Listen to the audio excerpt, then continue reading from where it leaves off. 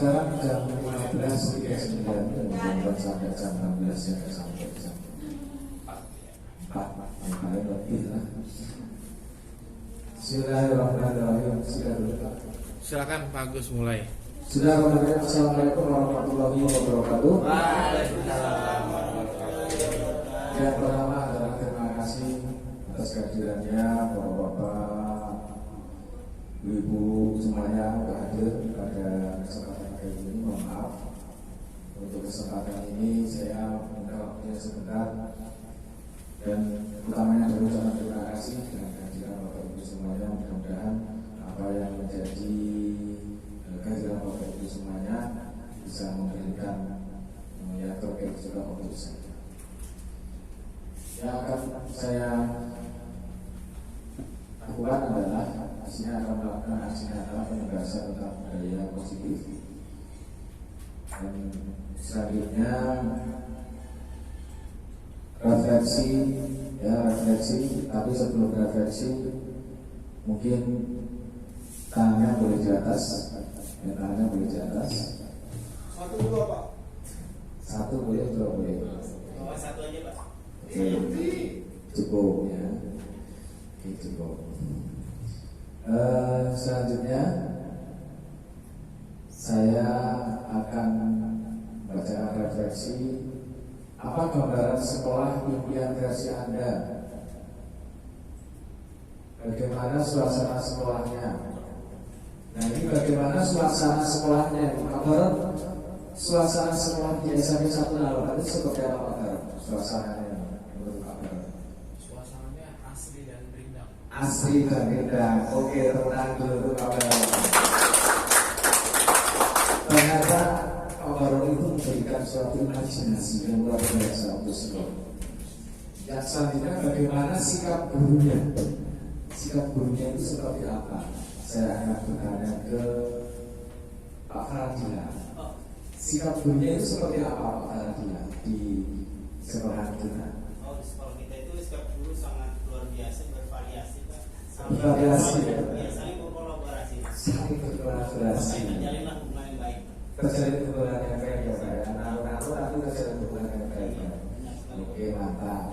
Tutur kata gurunya seperti apa? Coba Ibu Aisyah. Tutur kata guru itu sopan, ramah, baik. Ya, sopan ya, tapi ya. Sopan betul ya. Tapi ini jujur ya, jangan dibuat-buat. Ini sekarang kita pokoknya kita tampung semuanya yang ada, kita tampung semuanya ya. Selanjutnya bagaimana guru bersikap kepada murid-muridnya? Bagaimana cara guru untuk bersikap kepada murid-muridnya? Bagaimana caranya? Ibu Imelda, SS. Setiawan Sultan. Menurut saya guru itu bersahabat dengan murid. Guru itu komunikasinya bersahabat. enak. Iya, guru itu adalah sahabat ya, student friend ya, Berarti guru adalah sahabat. Boleh itu nanti untuk kedepannya kita bikin proyek dari kita ya, student friend. Mungkin yang di bahasa Inggris lebih tahu ya. Bagaimana sikap murid-muridnya? Bagaimana mereka saling berinteraksi terhadap Anda dan terhadap guru yang lain? Bagaimana sikap murid-muridnya? Sikap muridnya seperti apa? Bagaimana mereka saling berinteraksi terhadap guru atau terhadap Anda? Sambil bagaimana sikap murid dan bagaimana cara guru, cara mereka untuk murid berinteraksi dengan kita? Sikap murid-murid di sekolah kami itu sangat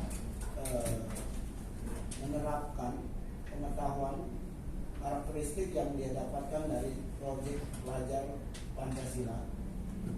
Mereka saling bergotong royong, berinteraksi pun dengan mengedepankan toleransi. Demikian juga dia terhadap guru. Mereka menganggap guru itu adalah sebagai partner untuk menuju kemajuan. Itu luar biasa. Dari kelima ini luar biasa jawabannya. Tepuk tangan dulu untuk Jadi intinya adalah seorang guru itu adalah seseorang yang memang benar-benar punya kedekatan khusus dengan siswa. Jadi tidak bisa dipisahkan guru dengan siswa, itu tidak bisa dipisahkan. Selanjutnya adalah refleksi. Refleksi itu mewujudkan sebuah impian, menciptakan lingkungan yang positif di sekolah. Bagaimana strategi disiplin positif? Apa yang perlu kita lakukan terlebih dahulu? Mewujudkan sebuah impian tadi itu kita perlu menghilangkan rasa takut dalam diri murid-murid. Murid bisa merasa aman, nyaman di lingkungan khususnya di kita, ya, Bapak Ibu. Anak-anak itu masih merasa takut, ya, masih merasa takut. Bagaimana kita merasa nyaman?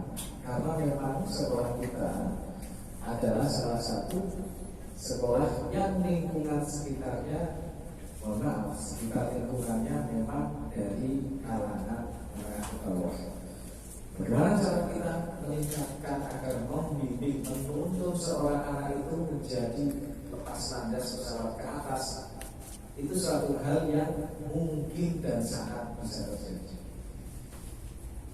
Itu bukan hanya tugas dari kita sebagai seorang guru, akan tetapi kita punya kewajiban dengan hati untuk menciptakan anak tersebut lepas landas atau anak tersebut menjadi siswa yang lebih baik. Menunya adalah disiplin dan identitas kebajikan universal, teori motivasi, hukuman dan penghargaan, restitusi, keyakinan kelas, kebutuhan dasar manusia, 5 posisi kontrol, dan segitiga restitusi. Games, nah ini ada games yang baik ya. Games menghafalkan salah satu tujuan, salah satu tangan Anda. Nah, nanti coba tadi. Terus, oke. Teori kontrol dari Dr. William Jassel meluruskan beberapa miskonsepsi tentang makna kontrol. Ilusi guru mengontrol murid. Ilusi bahwa semua perbuatan positif, efektif dan bermanfaat. Ilusi bahwa kritik dan membuat orang merasa bersalah dapat menguatkan karakter. Ilusi guru mengontrol murid. Pada dasarnya kita tidak dapat memaksa murid untuk berbuat sesuatu jikalau murid tersebut memilih untuk tidak melakukannya. Walaupun tampaknya guru sedang mengontrol perilaku murid, hal demikian terjadi karena murid sedang mengizinkan dirinya dikontrol. Saat itu bentuk kontrol guru menjadi kebutuhan dasar yang dipilih murid tersebut. Teori kontrol menyatakan bahwa semua perilaku memiliki tujuan, bahkan terhadap perilaku yang tidak disukai. Ilusi bahwa semua penguatan positif, efektif dan bermanfaat, penguatan positif atau tujuan adalah bentuk kontrol. Segala usaha untuk mempengaruhi murid agar mengurangi suatu perilaku tertentu adalah suatu kerja untuk mengontrol murid tersebut. Dalam jangka waktu tertentu, kemungkinan murid tersebut akan menyadarinya dan mencoba untuk menolak tujuan kita, atau bisa jadi murid tersebut menjadi tergantung pada pendapat sang guru untuk berusaha. Ilusi bahwa kritik dan membuat orang merasa bersalah dapat menguatkan karakter. 1. Menggunakan kritik dan rasa bersalah untuk mengontrol murid menuju pada identitas gagal, merasa belajar untuk merasa buruk tentang diri mereka. Mereka mengembangkan dialog diri yang negatif, kadang-kadang sulit bagi guru untuk mengidentifikasi bahwa mereka sedang melakukan perilaku ini. Karena seringkali guru cukup menggunakan suara halus untuk menyampaikan pesan yang paradigma. Nah, ini makna kata disiplin, ya. Disiplin. Dalam rangka menciptakan lingkungan positif, salah satu strategi yang perlu kita tinjau kembali adalah beberapa disiplin di sekolah kita, ya. Disiplin. Disiplin. Nah, disiplin, ada yang tahu makna disiplin? Oh, Pak Hartono, silakan Pak Hartono. Disiplin itu sadar, taat terhadap aturan. Dalam arti itu ya malah datang tepat waktu, tapi secara luas sadar, taat, aturan. Sadar, taat, aturan. Oke, terima kasih Pak Bapak. Jadi konsep disiplin positif unsur utama budaya positif di sebelah kita. Mana disiplin itu banyak sekali, tapi yang paling penting dalam tanda kutip ataupun garis bawah, disiplin itu sebuah proses belajar. Jadi disiplin itu adalah bentuk dari bahwa anak-anak atau orang dewasa melakukan proses belajar, karena belajar itu kita tidak mengenal umur. Selanjutnya William Glasser pada teori kontrol 1984 menyatakan bahwa setiap perbuatan memiliki suatu tujuan, dan selanjutnya Diana Gosen dapat mengatakan bahwa dengan menaikkan nilai kebajikan yang diyakini seseorang, maka motivasi intrinsiknya akan terbangun sehingga menggerakkan motivasi dari dalam untuk mencapai tujuan mulia yang motivasi. Nah, sebagai seorang pendidik, saat Anda perlu hadir di suatu pelatihan, nah, motivasi apakah yang mendasari tindakan Anda? Apakah Anda hadir karena tidak ingin ditegur? Apakah Anda ingin dilihat dan dipuji oleh lingkungan Anda? Lanjut. Teori motivasi, hukuman, dan penghargaan restitusi. Teori motivasi. Nah, ini saya mau bertanya dulu ya ke Pak Baron. Menurut Pak Baron itu hukuman itu perlu atau tidak? Saya Perlu. Oke, Pak Faradila. Menurut Pak Faradila hukuman itu perlu atau tidak? Menurut saya kalau untuk saat sekarang itu tidak ada Pak, adanya bahasanya apa kemarin saya Pembinaan. bukan pembinaan Pak. Ada namanya restitusi apa ya? Restitusi. Nah, berarti hukuman tidak perlu. Hukuman perlu atau tidak? Sebenarnya perlu. Nah, ini rada rame ini. Perlu atau tidak hukuman? Tidak Pak. Tidak. Oke. Mungkin ya Pak Salim, hukuman itu perlu tidak untuk anak? Kalau menurut saya hukuman itu tidak diperlukan lagi sekarang, karena kita akan mencari latar belakang anak melakukan sesuatu. Karena anak melakukan sesuatu itu pasti ada latar belakangnya, sehingga dia melakukan sesuatu.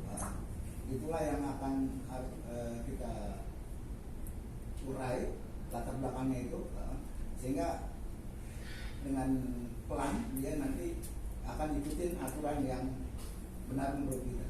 Oke, luar biasa ya. Ternyata pengetahuannya luar biasa.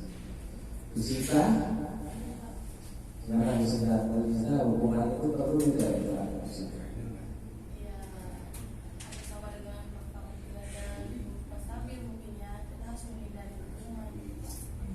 Karena kalau anak sudah dihukum, maka nanti dia akan cedera hatinya gitu. Jadi merasa bersalah dan dia tidak muncul motivasi dalam hidup. Nah, itu jawaban yang dari Pak Faradila, Pak Baron, Pak Sabdi, Bu Sinta luar biasa. Ini ada Bapak Ibu yang lain yang ingin menambahkan tentang hukuman. Oke, lanjut Bu. Teori motivasi. Ya, jadi ini hukuman, konsekuensi dan restitusi. Hukuman. Nah, setelah jawaban tadi, setelah jawaban yang Bapak Ibu, semua jawaban benar, tidak ada yang salah ya. Karena tadi disiplin itu adalah proses belajar menjadi tingkatan yang lebih tinggi. Itu adalah hukuman itu bersifat tidak terencana atau tiba-tiba. murid tidak tahu apa yang akan terjadi dan tidak dilibatkan. Hukuman bersifat satu arah dari pihak guru yang memberikan, dan murid hanya menerima suatu hukuman tanpa melalui suatu kesepakatan dari pihak guru, baik sebelum ataupun ya sesudahnya. Hukuman yang diberikan bisa berupa fisik, ya, ternyata hukuman itu fisik boleh, ya. Bukan berarti wah itu anak ya. Hukuman fisik yang seperti apa? Nah, ini hukuman yang diberikan bisa berupa fisik ataupun psikis, murid atau anak disakiti dengan kata-kata. Ini nanti ada hukuman yang fisik dan boleh apa itu nanti ada. Hukuman, konsekuensi dan restitusi, disiplin dalam bentuk konsekuensi. Tadi hukuman sudah, sekarang konsekuensi. Kalau konsekuensi itu sudah terencana atau sudah disepakati, sudah dibahas dan disetujui oleh murid dan guru. Itu sudah kesepakatan ya Bapak Ibu ya. Murid tetap dibuat tidak nyaman untuk jangka waktu pendek. Nah, dengan apa namanya konsekuensi ini murid merasa tidak nyaman. Contohnya mengobrol, maka murid tersebut akan kehilangan waktu bermain dan harus menyelesaikan tugas karena ketertinggalan. Sikap guru di situ senantiasa memonitor murid. Hukuman atau konsekuensi, nah, Ikers itu bisa dikira di situ ya. Nggak ada alat. Nggak ada alatnya ya.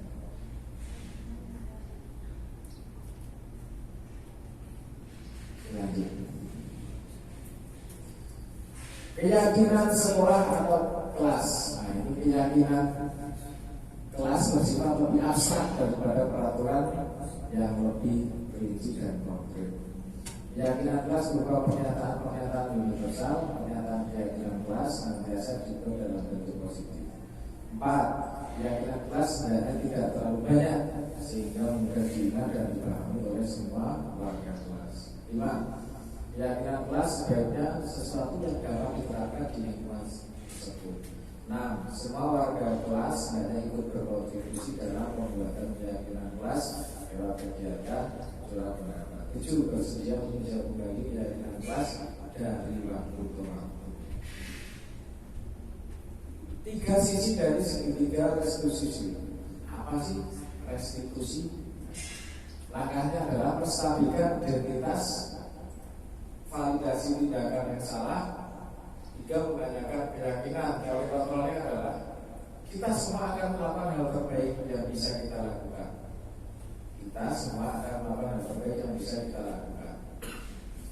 2. Semua perilaku memiliki alasan. Jadi apa yang dilakukan itu pasti ada alasannya. Tidak mungkin tidak ada alasannya. Kita semua memiliki motivasi internal. Nah ini nanti ditanyakan. Nah ini contohnya kasus misalnya terjadi guru matematika dalam kelas sakit sehingga tidak dapat masuk dan mengajar. Dengan disampaikan ke Bu Kati, Bu Eni baru 2 tahun menjadi guru SMP.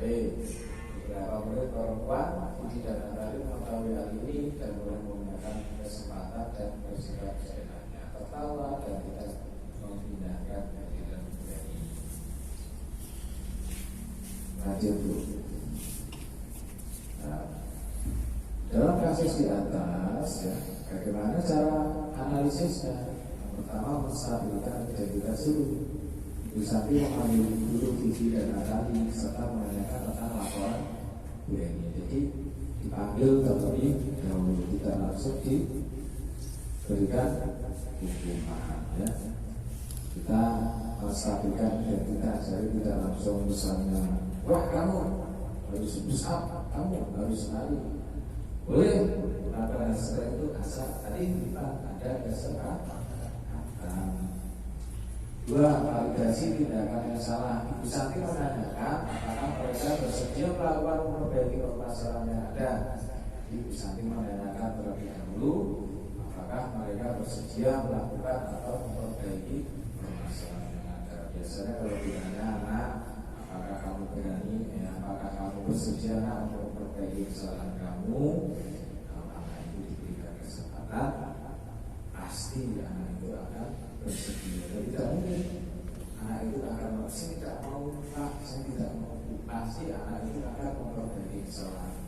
Tiga, menanyakan keyakinan. Ibu Santi menanyakan kembali apa yang mereka bisa lakukan untuk menggantikan rasa tidak dinikmati. Baik Vicky maupun Natali mengakui bahwa perilaku mereka tidak sesuai dengan keyakinan. Jadi mereka dapat mengakui bahwasanya mereka itu bersama. Langkah-langkah restitusinya adalah Natali dan Vivi mengusulkan bagaimana kalau mereka mengadakan sebuah diskusi kelompok dengan teman-teman sekelasnya. Tema yang mereka pilih adalah penerapan keyakinan kelas, terutama tentang sikap saling menghormati dan bagaimana penerapannya di kehidupan sehari-hari di sekolah. Dan bagaimana kita lihat di sini kedua mengirimkan email kepada Ibu Eni tentang gagasan mereka tersebut.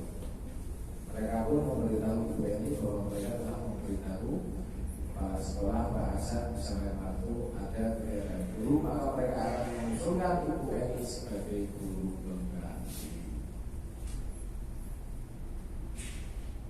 Lanjut Bu, lanjut aja Bu.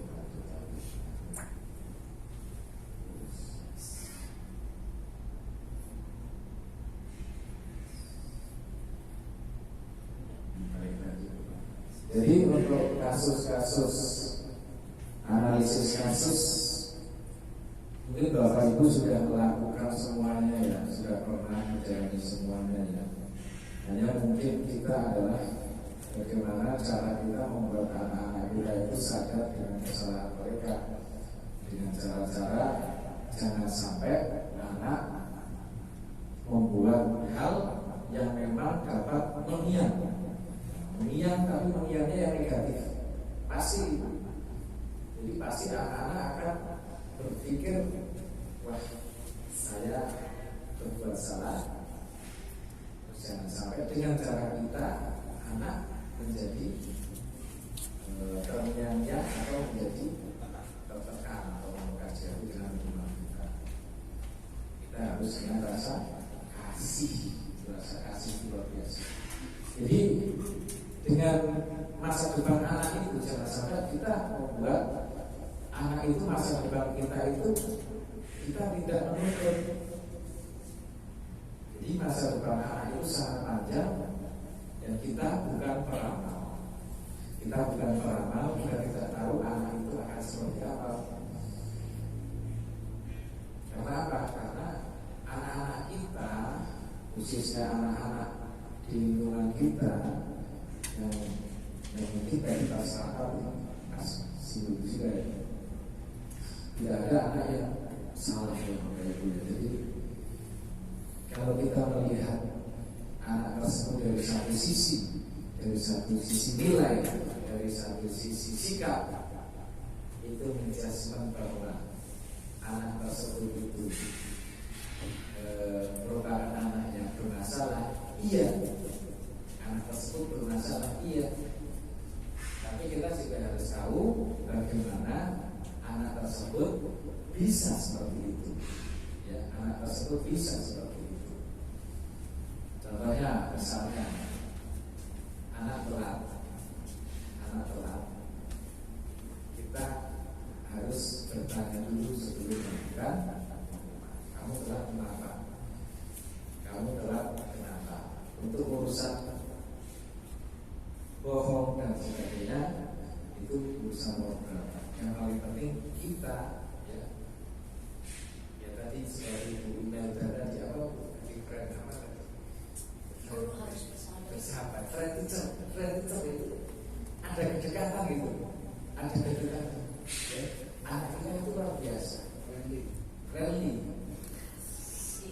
Apalagi maaf ya tadi Pak Abang juga dirapat menyebutkan juga bukti juga menyebutkan yang sering bukti itu pasti tahu keadaan anak-anak kita seperti apa ya.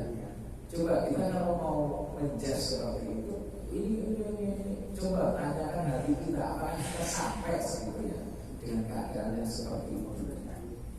Seorang guru kalau kita mau membuka hati itu tidak akan mungkin ya. Saya rasa gak akan mungkin melihat anak-anak kita yang seperti itu. Dan anaknya hubungannya seperti apa, ya selaku wajib juga ibu juga ISS mungkin ya.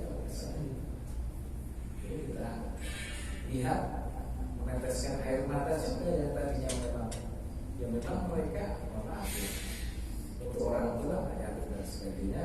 Itulah kalau kita tugas kita di situ bagaimana kita membuat model pasandas. Pasandas itu bagaimana caranya itu di lingkungan memang gak mendukung tapi bisa ke atas.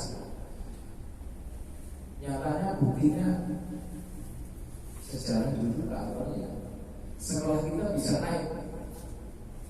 Jadi kita dengan pembinaan yang luar biasa ya mungkin lingkungannya sama ya. Mungkin tantangannya juga sekarang sama. Akan tetapi kita harus yang paling penting adalah berkolaborasi. Itu ya. Yang paling penting berkolaborasi. Berkolaborasi itu apa?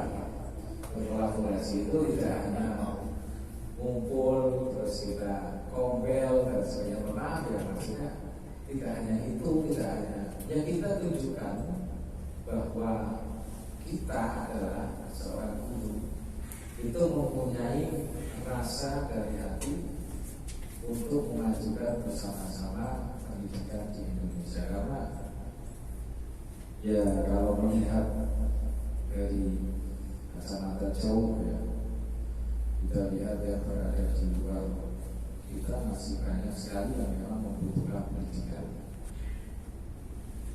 Sampai mungkin anak kita juga ada yang memang berangkat itu jalan kaki,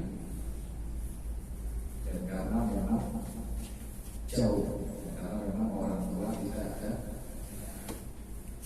kendaraan.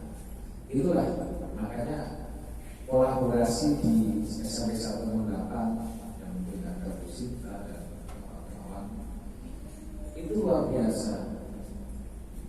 Bu email nanti selalu di siswa itu kolaborasi itu bisa membuat kita itu menjadi kuat.